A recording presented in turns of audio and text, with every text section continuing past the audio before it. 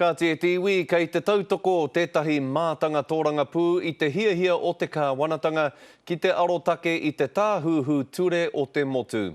He mea kōkiri te arotake nei e te ropu tōranga pū Māori me ngā hinara. Engari hei tā Willie Jackson, kaue e tukuna mā ngā kai tōranga pū te kaupapa nei e pīkau. Engari mā tētahi ropu motu hake ke.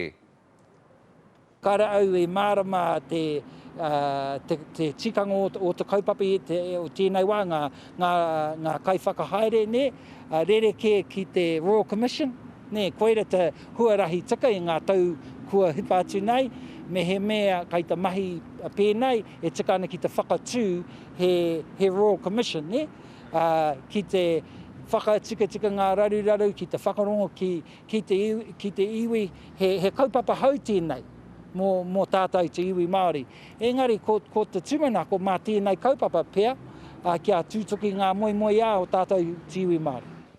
Hei tērā tau, ka tohua ko Waira ngā māngai o te ropu arotake.